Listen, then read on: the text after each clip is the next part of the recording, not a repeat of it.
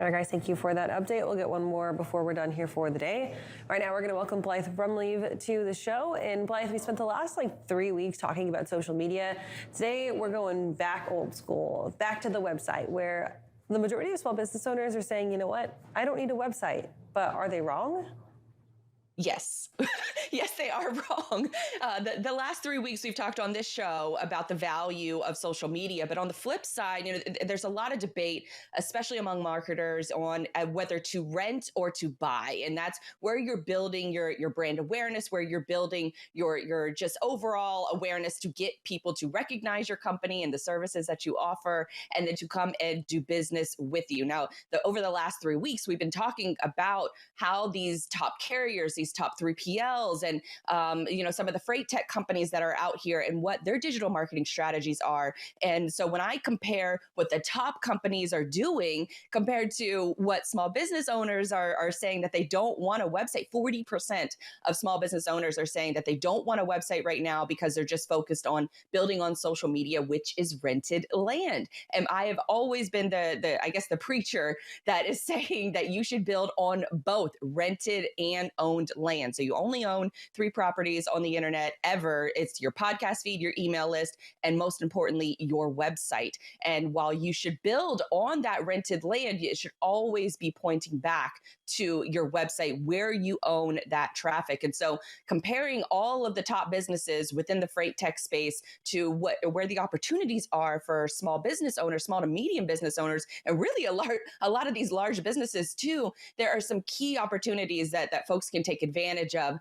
For example, adding a simple field to your high converting forms on your site. So a high converting form on your site, meaning to book a call, request a quote, book a demo, these main actions that you want a user when they ultimately arrive to your site. You've done all the hard work on social media, you point them to your website and they finally get there. You need to have a way for folks to try to make that initial reaction to do business with you. And that's typically filling out a form, booking a calendar appointment, things like that. And there are a lot of missed opportunities that's happening at the very large scale. But then there's also opportunity from the SMBs out here to take advantage of some of these gaps. And really, especially with the R word here, the recession, that means that you're going to have to take your digital approach more seriously, but you can do it in a way that is not as expensive as a lot of, marketing tech software that's out there on the market today. Blythe, I find this absolutely intriguing. And one of the things that I've seen in the past of, say, for example, large content creators, maybe large YouTubers that gather this following, but they don't do anything with it. A lot of times you're going to live and die by an algorithm that you don't have any control over. So it's one of those ways that you see really being able to captivate this is really trying to hone in all your audience and just really driving them all back to one of your own websites or one of the areas that you can really kind of be active with this audience that you really starting to garner. Yeah, because if you think about it, you are at the mercy of these platforms, of these different channels. And so if you say one wrong thing, it might not even be at the fault of yourself. You could be hacked. It could be a myriad of reasons of why you would be locked out of one account. If you put all of your eggs, say, in the basket of Facebook years ago, then you're probably not doing so well in today's world where you have to pay, where you spent all those years building up that audience and sending people to your Facebook page. And then now you have to pay money in order to reach that same audience when you could have done both. You could have had the website, you could have had the Facebook page, and you could have built both up simultaneously. And then when Facebook decides, hey, we're going to flip the switch one day and we're going to turn off your reach, you still have that communication method in order to reach out to your audience. Or this has happened to several people that I know, say an Instagram account that you have, that you built up thousands of followers. I know a couple people in freight that have had their account, have their account shut down, and then they have nothing. They have no way of reaching out into their user base for months at a time. And because a lot of these social media platforms, they don't necessarily have a customer service line to reach out to. You can't get somebody on the phone. So when you lose that access, you lose it until you can just keep submitting report after report. I've noticed, some different support threads on different Reddit accounts that talk about how they lost account. they lost access to their TikTok account, and they had to send the same email 14 times in order for their account to mysteriously get turned back on. So they were denied all of those other times until it took that 14th try in order to get their account back. Now, thankfully, in those instances, they did get their account back. But could you imagine being shut off from your customer base, being shut off from your user base, for months at a time? And those are the warning signs that I tried to give people that, hey, these platforms are great. I think that a lot of companies out here, especially small business owners, should skip the blog and build directly on social media. But you need to have a way to build that traffic back and coming back to your owned brands. It's really the only way to survive in this digital environment. So if we're counting social media as your rented land and we're counting your website as your pure play ownership, this is my land, is there something that falls somewhere in the middle? Like if you're using a third-party website builder or a third-party website manager, does that kind of fall in the middle of being like mortgage land? Like you're responsible to somebody else and they're staying alive, but you still are also responsible for your own ownership. That's your brand, that's your space, but it still hinges on somebody else. Well, so I think what you're referring to is maybe like a Squarespace type website or like a Wix type website. Just like that, so yeah. Yeah. So with those websites, if you own your domain name, meaning the web address that people put into the search bar or put into the browser bar, if you own that, you technically own all of that content on there. The only issue is trying to migrate away from those different platforms. You have to then find a skilled developer. Otherwise, you're just going to keep on paying a fee to these companies. And, no disrespect to Squarespace or Wix. Those are very great starter style websites. But if you want to start adding more capabilities to your site, then you would have to move into more of a custom-based solution, or what the majority of the web is powered by is WordPress. WordPress being open source, they have access to the most developers, the most affordable developers. With a lot of times with some of these other different platforms, you're working with a smaller work pool. And so you're working with people who are less skilled or who are skilled in those areas, but you have less access to them because they're in greater demand. So you're probably going to pay more. You're probably going to have access to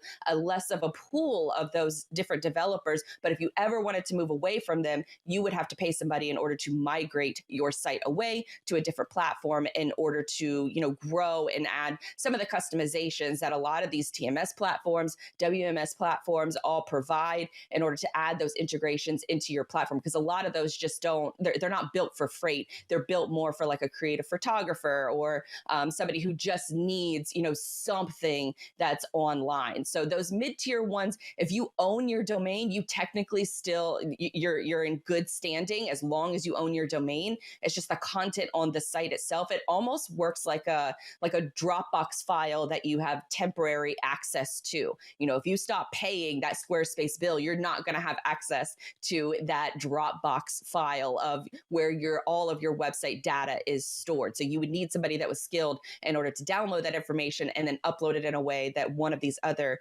platforms can read it. Even then, they probably won't read it fully, and you'll probably only be able to save your blog. But there are other ways around it in order to build the same exact website that you had on one of the mid-tier ones. If you need something a little bit more, more grown up, I guess is probably maybe the right way to say it, something that will grow as you grow. And that's why I'm a big proponent of WordPress, but there are other solutions like Webflow or even going the custom route of where you can get a lot of those same comparable features, but just a little bit more juice behind them. And Blythe, one of the things that you mentioned, I think, was brilliant weeks ago is really that a website is essentially an employee that works for you 24/7. Really with being able to integrate your website into potential social media platforms to drive that audience that you have back to your business. Is there going to be any difficulty, or do certain platforms set up kind of roadblocks to diverting traffic away from their website? Because I know when you look at things like YouTube, maybe TikTok, Facebook, they want to keep you in their ecosystem for as long as possible. Do you know if there's anything in an algorithm or something like that that would say, hey, you put a different website in here, we're just going to bump you down a little bit? Or is that just kind of non-existent? So you'll actually see that on, say, a platform like TikTok. I'll use them as an example. So if you are on someone's profile on TikTok, sometimes we'll have what's called a link tree. And a link tree is almost like a smaller micro website. And so there's a bunch of different options. Here's where you can listen to my podcast on iTunes and Spotify. Here's where you can follow me on other social media platforms. So that's really what Linktree is. But when you try to open that link on TikTok gives you a big warning. Hey, you are about to leave this platform, and they make it sort of scary that you're not exactly sure where you're going. And they're right. You're not exactly sure where you're going because that link tree can link to anything that user wants. As long as you're using that account, you can make it malicious or you can make it with good intentions. And so TikTok will put up that giant warning about, hey, you're leaving here. Are you sure you really want to do this? And a lot of times that is a big enough deterrent in order to keep people on the platform, which is what these social media platforms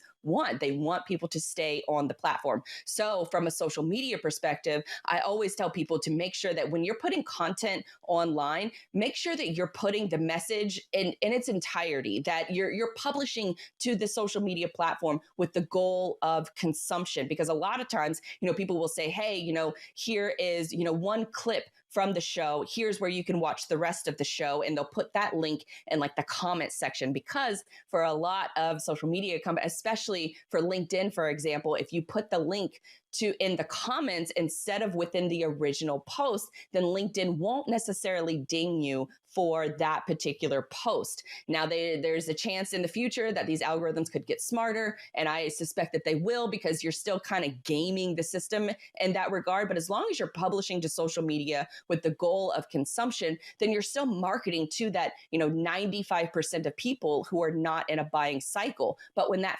5% is ready to purchase, then the idea is that they've seen so many of your social media messages that when they come to your website, they're just going to go to Google and they're just going to search for your brand name. And then that's how they're going to arrive on your website in order to make that conversion when they do happen to become in the buying cycle. But you're right. There are a lot of warning signs from other social media platforms, or, Instagram, for example, will keep you in their own Instagram browser. They won't actually open that tab up in your browser of choice. And so you kind of have to maneuver the system in a certain way in order to get the full experience. But you're right, they absolutely want to keep you on the platform for as long as possible. Some of them might just keep you on their own browser, and then other ones might warn you that you're leaving the platform altogether.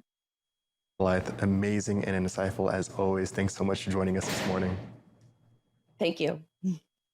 And coming up next, what can't she do? Produce, host, interview, weather, and headlines. We have Kaylee Nix.